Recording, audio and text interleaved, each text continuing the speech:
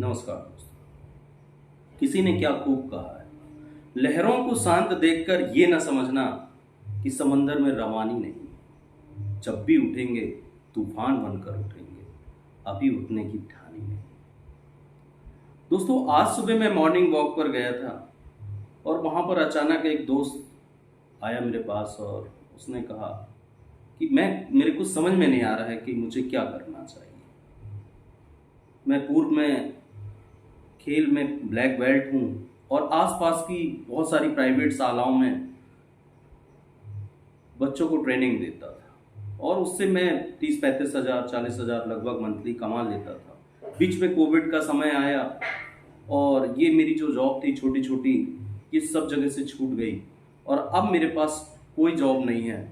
बस मैं एक छोटी सी सेलिंग की दुकान में, जहाँ गैस सेल होती है, वहाँ पर काम करता हूँ, जिससे 6-7 हज़ार मंथली मिलता है।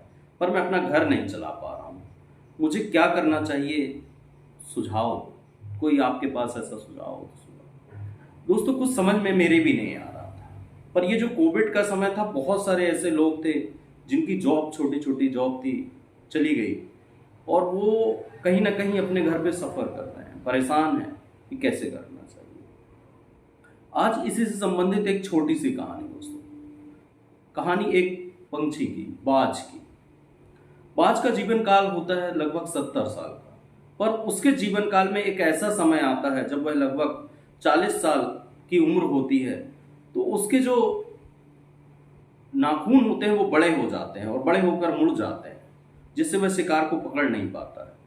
और साथ ही उसकी चोंच भी लंबी होकर मुड़ जाती है, जिससे वह शिकार को नोचने में, पकड़ने में दिक्कत होती है।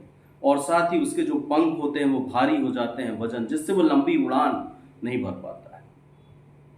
अब बाज के पास केवल दो ही रास्ते होते हैं।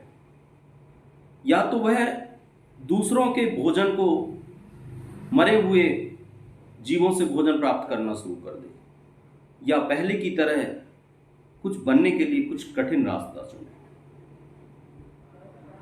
पर बाज कठिन रास्ता चुनता है। उसी समय वह एक बड़ी पहाड़ी पर जाता है, बड़े पत्थर पर जाकर अपनी चोंच को बार बार मारता है और तब तक मारता रहता है जब तक कि चोंच टूट ना जाए। दोस्तों, उसी के साथ वह अपने पंजों को बार बार नोच कर अलग कर देता है, तोड़ देता है, नाखून को अलग कर देता है। और साथ ही जैसे ही चोंच आती है, उस चोंच से अपने पंखों को नोच नोच कर सबको तोड़कर अलग कर देता है। और फिर समय लगभग 5 महीने के कठिन परिश्रम के बाद नए पंख, नए नाखून और नई चोंच के साथ वही लंबी उड़ान और वही लंबी शिकार की क्षमता लेकर वापस आता है और 30 साल का नया जीवन प्राप्त करता है। दोस्तों, मैंने भी उसी दोस्त को यही सलाह दी। तुम्हारी जो क्षमता है वह खेल पर है, तुम्हारा जो टैलेंट है वह खेल है। तुम फिर से उसे डेवलप करो, फिर मेहनत करो, फिर तलाश करो, निश्चित रूप से सफलता प्राप्त करोगे। अगर उस रास्ते को चुनते हो तो कठिन जरूर लग रहा है, लेकिन चूंकि वह रास्ता तुम एक बार तय कर चुके हो, इसलिए दोबारा तय करने में तुम्हें थोड़ी सी आसानी होगी। तुम्हें रास्ता पता है, इसलिए एक बार पुनः उसी रास्ते को चुनो और उसी रास्ते के साथ आगे बढ़ो। निश्चित रूप से सफलता प्राप्त होगी। धन्यवाद दोस्तों।